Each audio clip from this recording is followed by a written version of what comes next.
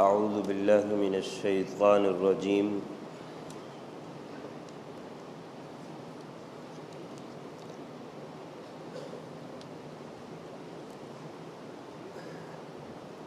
بسم اللہ الرحمن الرحیم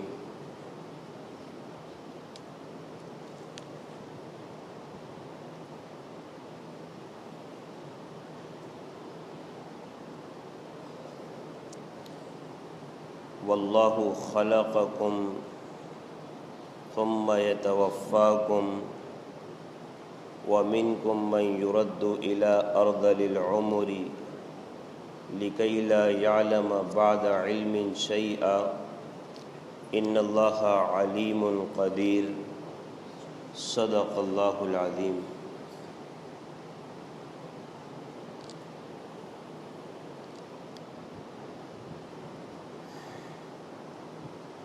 اس آیت کریمہ میں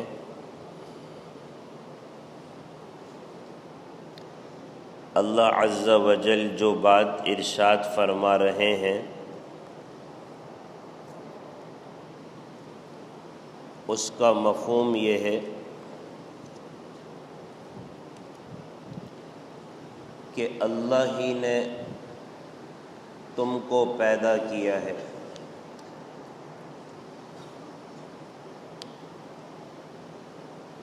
تو ارادہ اس بات کی طرف ہے کہ اللہ نے تمہیں پیدا کر کر تمہارے اوپر انعام کیا ہے۔ تمہاری پیدائش یہ ایک نعمت ہے۔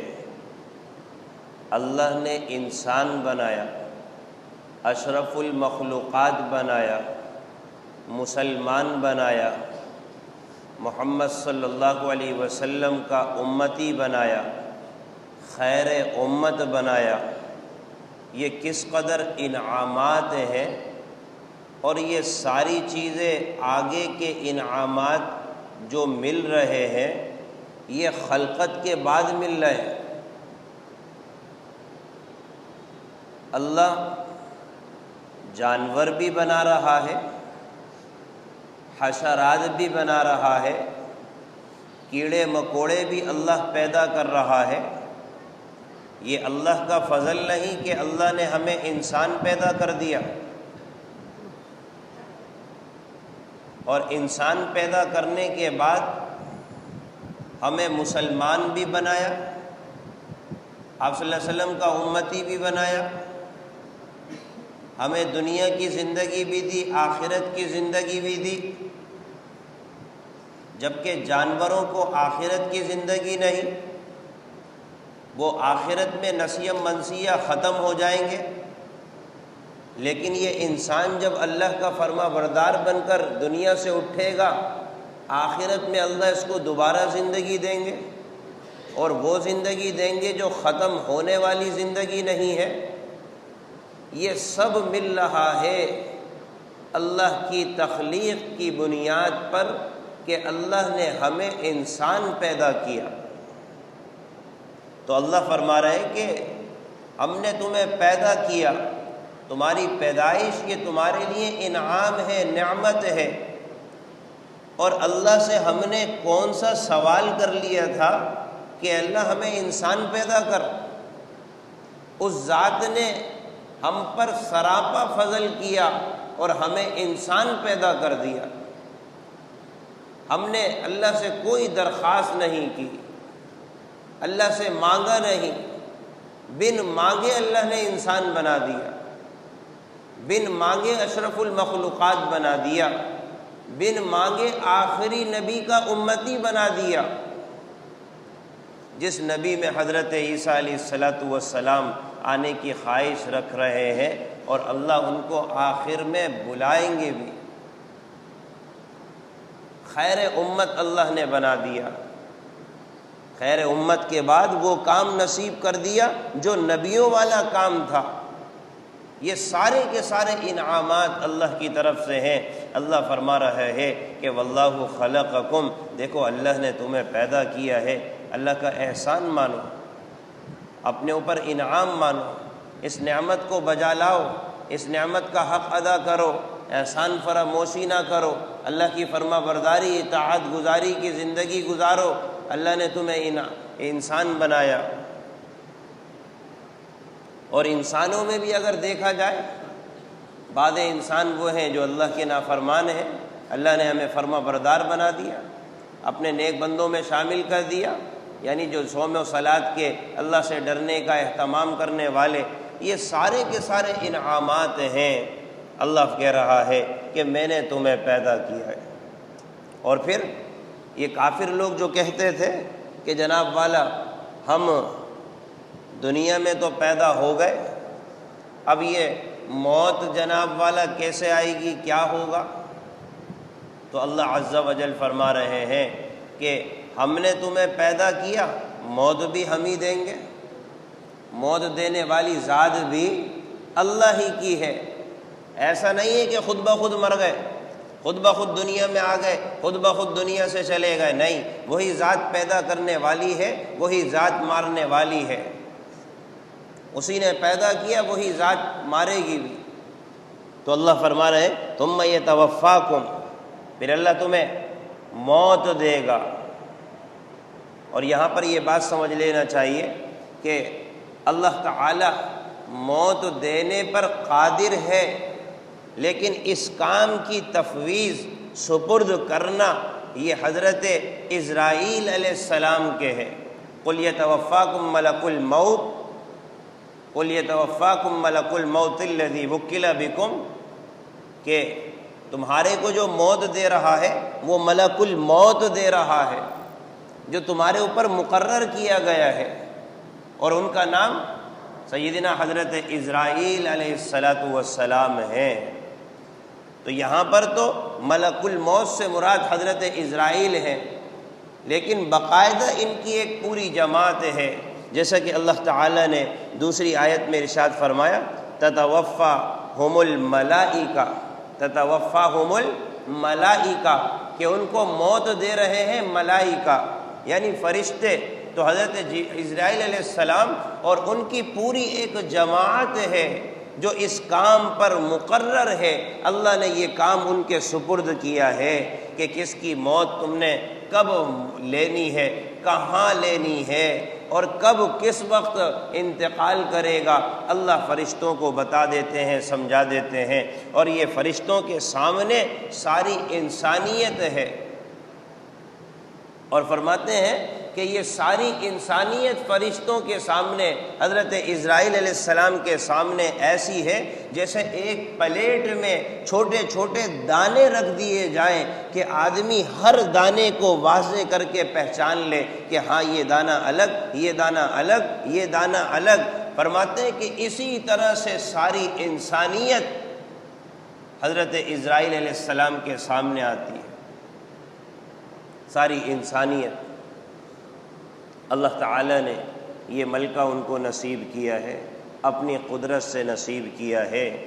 ساری انسانیت ان کے سامنے ایسے ہے جیسا کہ ایک پلیٹ میں کچھ دانے رکھ دیے جائیں اور دانے بالکل واضح ہوں، خلط ملط نہیں ہو سکتے۔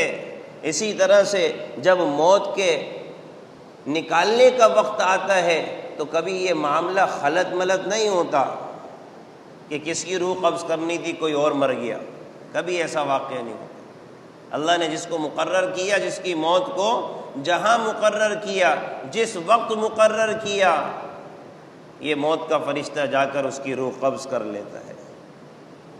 اور اللہ تعالیٰ اپنی قدرت سے، حالانکہ یہ فرشتے ہیں، لیکن حکم ہو گیا فلاں جگہ جا کر اس کی موت کو، اس کی روح کو قبض کرنا ہے، فرشتہ اسی جگہ جا کر روح قبض کرتا ہے۔ وہ واقعہ مشہور ہے نا کہ حضرت سلیمان علیہ السلام کے دربار میں ایک آدمی بیٹھا ہوا تھا۔ سلیمان علیہ السلام کے دربار میں ایک آدمی بیٹھا ہوا تھا، تو اس آدمی کو کوئی دوسرا جو حضرت سلیمان علیہ السلام کے دربار میں موجود تھا گھور گھور کر دیکھ رہا ہے۔ حضرت سلیمان علیہ السلام کو اللہ تعالیٰ نے ہواؤں پر ملکہ دیا تھا۔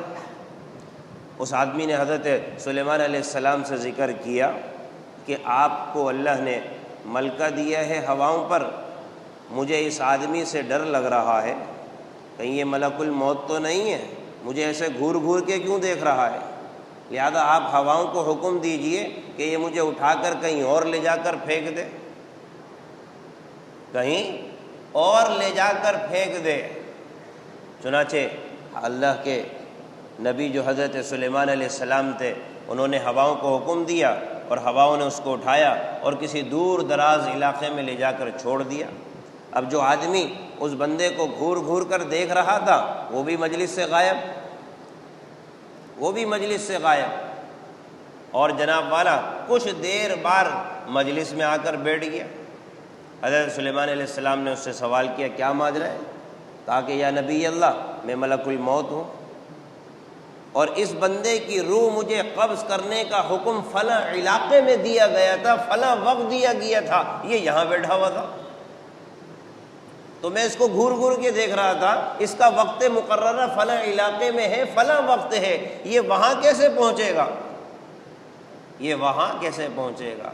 اللہ کا کرنا ہوا، ہواؤں نے اٹھا کر اس کو وہاں پھینکا اور میں نے اللہ کے حکم کو بجا لا کر اس کی روح کو قبض کر لیا۔ تو ان کے سامنے ساری مخلوق ہے اور اللہ ان کو علم دیتا ہے کہ کس وقت کس آدمی کی کہاں پر روح کو قبض کرنا ہے، اللہ کے علم سے ان کو علم ہوتا ہے، ورنہ ملک الموت کو بھی اس بات کا علم نہیں، اللہ کے علم سے ان کو علم ملتا ہے، اللہ کے علم سے ان کو علم ملتا ہے کہ یہ کام کرنا ہے، فلاں وقت فلاں آدمی کی روح قبض کرنی ہے۔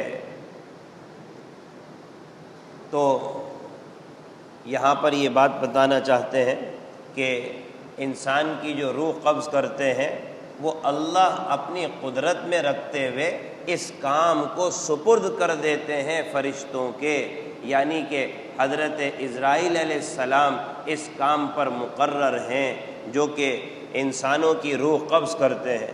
روایت میں آتا ہے نبی اکرم صلی اللہ علیہ وسلم نے ایک مرتبہ ملک الموت کو دیکھا جو آپ صلی اللہ علیہ وسلم کے صحابی کی روح قبض کرنے کے لیے آئے۔ آپ صلی اللہ علیہ وسلم نے دیکھ لیا، نبی اکرم صلی اللہ علیہ وسلم نے فرمایا میرا صحابی ہے، اس کے ساتھ سہولت کا معاملہ کرنا، میرا صحابی ہے، اس کے ساتھ سہولت کا معاملہ کرنا۔ ملک الموت نے کہا یا رسول اللہ آپ مطمئن رہیے، ہر مومن کے ساتھ میں یہی کرتا ہوں، ہر مومن کے ساتھ نرمی کا معاملہ کرتا ہوں۔ اور ملک الموت نے یہ جواب دیا کہ ان لوگوں کا حال ایسا ہے کہ یہ کہیں پر بھی موجود ہوں، جنگلوں میں موجود ہوں، دریاؤں میں موجود ہوں، دیہاتوں میں موجود ہوں، شہروں میں موجود ہوں، 5 مرتبہ میں ان سے ملتا ہوں، 5 مرتبہ میری ان سے ملاقات ہوتی ہے، 5 مرتبہ، اور کوئی بھی نظروں سے اوجھل نہیں ہوتا۔ یہ بات نبی اکرم صلی اللہ علیہ وسلم سے کہی۔ تو میرے عزیزو، قابل غور بات یہ ہے کہ روزانہ ملک الموت ہم سے مل کر جاتا ہے اور ہماری روح قبض نہیں ہوتی۔ مطلب یہ ہے کہ گویا کہ پیغام ہمارے لیے ہوتا ہے اللہ نے ذرا وقت دے دیا ہے اور تیاری کر لو، اللہ نے ذرا وقت دے دیا ہے اور تیاری کر لو۔ بہرحال اگر اس آیت کریمہ کو دیکھا جائے کہ واللہ خلقکم ثم یتوفاکم، اللہ نے تمہیں پیدا کیا اور اللہ ہی تمہیں موت دیتا ہے۔ بعض حضرات نے اس آیت کریمہ کے تحت یہ بات ارشاد فرمائی کہ ہر ایک کی روح قبض کرنے والی ذات اللہ کی ہے، یعنی کہ فرشتے جو روح قبض کرتے ہیں وہ انسان کی قبض کرتے ہیں، انسان کو شرف بخشا گیا ہے، انسان کو شرف بخشا گیا ہے، انسان کی روح قبض کرنے کے لیے فرشتے مقرر ہیں، اور بقیہ جانداروں کی روح اللہ براہ راست نکالتے ہیں، اللہ براہ راست نکالتے ہیں۔ اور بعض لوگوں نے یہ کہا کہ نہیں، کہ روایت سے یہ بات بھی معلوم ہوتی ہے کہ سب کی روح یہی یعنی کہ فرشتے نکالتے ہیں، جیسا کہ روایت میں آتا ہے نبی اکرم صلی اللہ علیہ وسلم سے ملک الموت نے کہا کہ میں اللہ کے حکم کے بغیر کسی مچھر کو بھی موت نہیں دیتا۔ تو بعض لوگوں نے کہا کہ نہیں، ساری جاندار چیزوں کو موت یعنی ان کی روح قبض کرنے کا عمل یہ فرشتوں کی تفویض ہے، یعنی ان کے سپرد ہے۔ لیکن بعض حضرات نے دیگر دلائل سے یہ بات فرمائی کہ نہیں، ایسا ہے کہ انسان کی روح قبض کرنے کے لیے اس کے شرف کے اعتبار سے اللہ نے فرشتوں کو مقرر کیا، فرشتوں کی ایک جماعت کو مقرر کیا، اور بقیہ جو جاندار ہیں ان کا حال یہ ہوتا ہے کہ ان کے لیے ایک تسبیح مقرر ہے، وَإِن مِّن شَيْءٍ إِلَّا يُسَبِّحُ بِحَمْدِهِ، یعنی کہ وہ چیز جو کہ جان رکھتی ہے، ان کی موت کا وقت کیا ہوتا ہے؟ فرماتے ہیں ان کی زندگی ان کی تسبیحات ہیں، جب تسبیحات ان کی ختم ہو جاتی ہیں ان کی جان لے لی جاتی ہے۔ جب ان کی تسبیحات ختم ہو جاتی ہیں تو ان کی جان لے لی جاتی ہے۔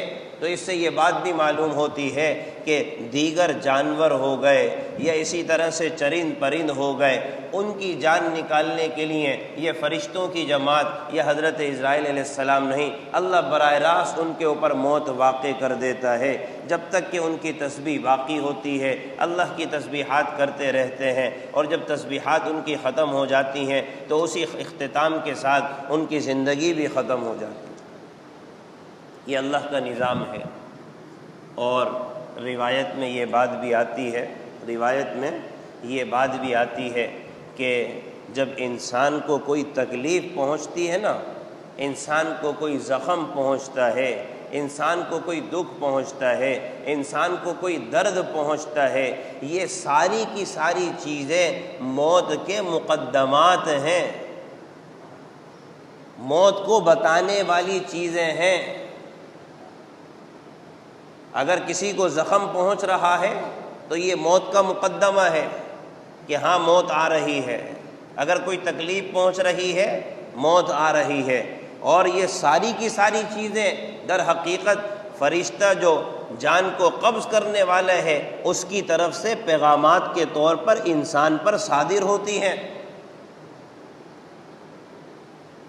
اور پھر یہ چیزیں آتی رہتی ہیں۔ روایت میں آتا ہے یہاں تک کہ موت کا فرشتہ پھر ایک دن اس کے پاس آتا ہے اور آ کر کہتا ہے اے انسان دیکھ اس سے پہلے کتنے تیرے پاس ابتدائی مقدمات پیغامات آتے رہے، تجھے تکلیف پہنچی، تجھے زخم پہنچا، تجھے بیماری آئی، یہ ساری چیزیں موت کے حوالے سے آتی رہیں، تجھے پیغامات آتے رہے، اب میں خود آ گیا، اب تجھے مہلت نہیں دی جائے گی، اب میں خود آ گیا، اب تجھے مہلت نہیں دی جائے گی۔ باقاعدہ روایت میں آتا ہے، نبی اکرم صلی اللہ علیہ وسلم فرمایا، اور پھر وہ اس کی روح کو قبض کر لیتا ہے۔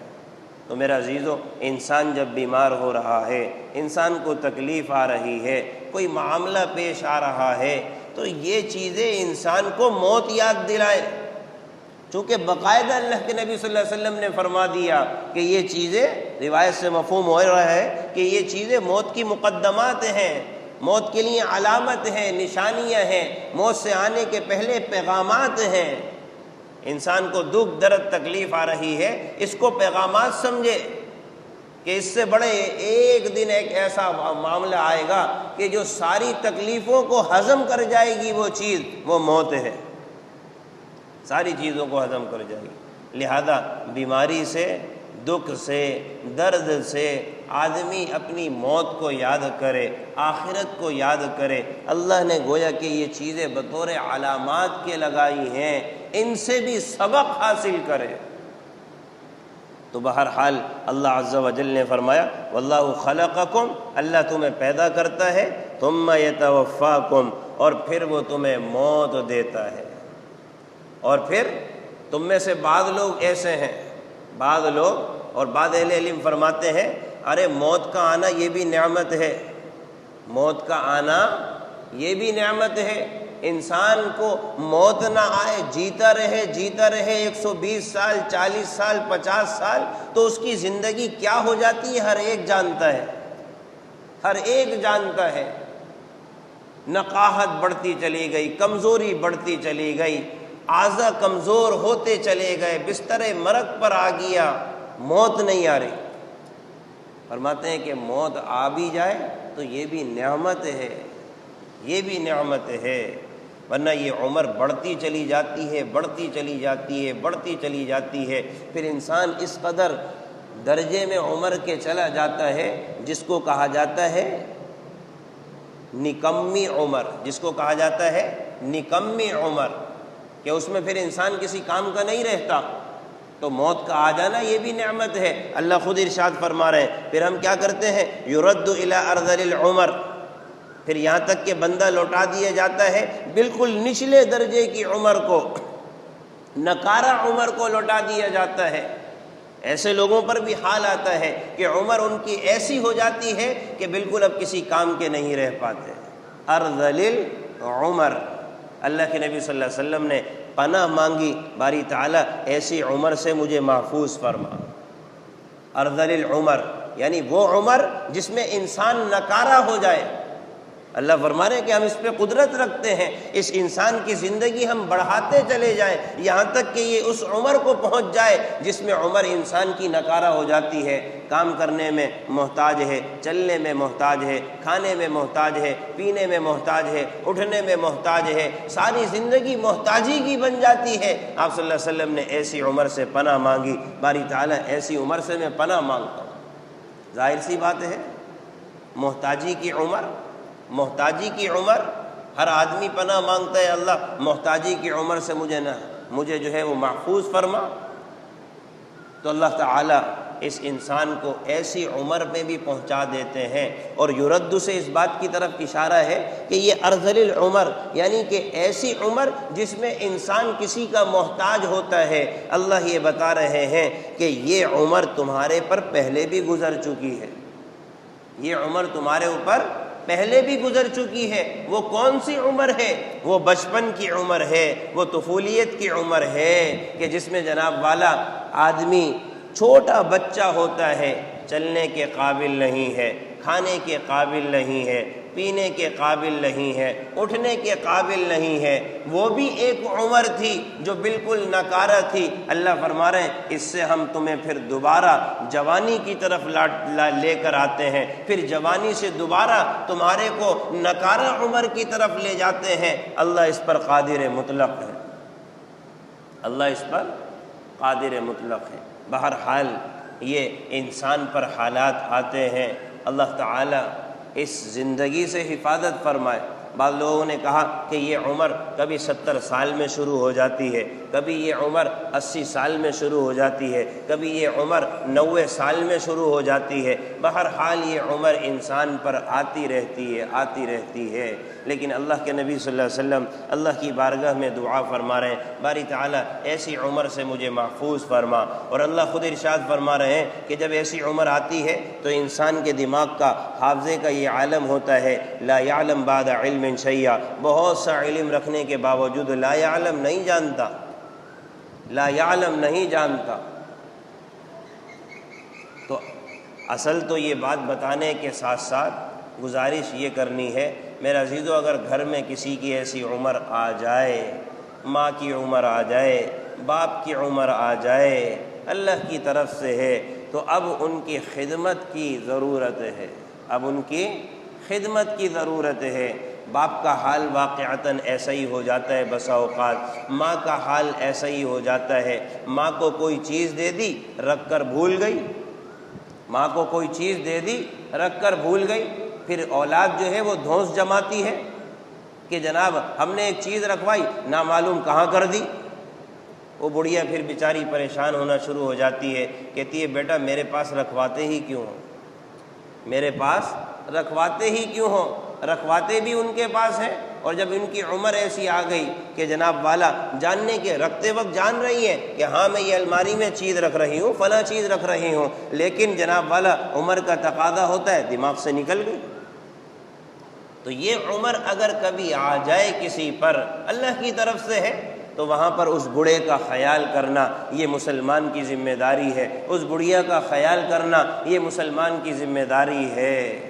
آپ صلی اللہ علیہ وسلم نے ارشاد فرما دیا، جو کسی بوڑھے کا جو کسی بوڑھے کا خیال کرے گا، روایت میں آتا ہے آپ صلی اللہ علیہ وسلم نے فرمایا جو آدمی کسی بوڑھے کا خیال کرے گا اللہ اس کے بڑھاپے میں ایک نوجوان کو تیار کرے گا جو اس کے بڑھاپے میں اس کا خیال رکھے گا، جو اس کے بڑھاپے میں اس کا خیال رکھے گا۔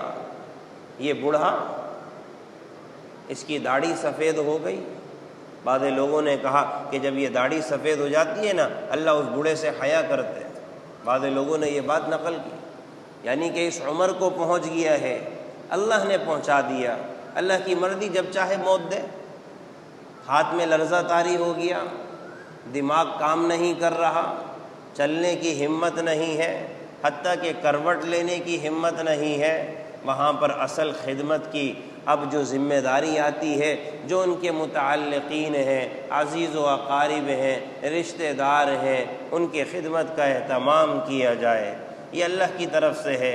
اب ان کا دماغ کام نہیں کر رہا، چڑچڑاپن پیدا ہو گیا، اعضاء اور جوارے کام کرنے کے قابل نہیں رہے، تو ایسا نہیں ہے کہ ان کو ایسا ہی چھوڑ دیا جائے، اللہ حفاظت فرمائے۔ بعض لوگوں کا حال یہ دیکھا کہ جب ماں باپ اس عمر کو پہنچ گئے بس ایک کال کوٹری میں لے جا کر ان کو ڈال دیا، اور یہاں تک کہ دیکھنے کا عالم اپنی آنکھوں سے دیکھا کہ چرپائی کے نیچے ہی بیت الخلا بنا دیا، چرپائی کے نیچے فلیش بنا دیا۔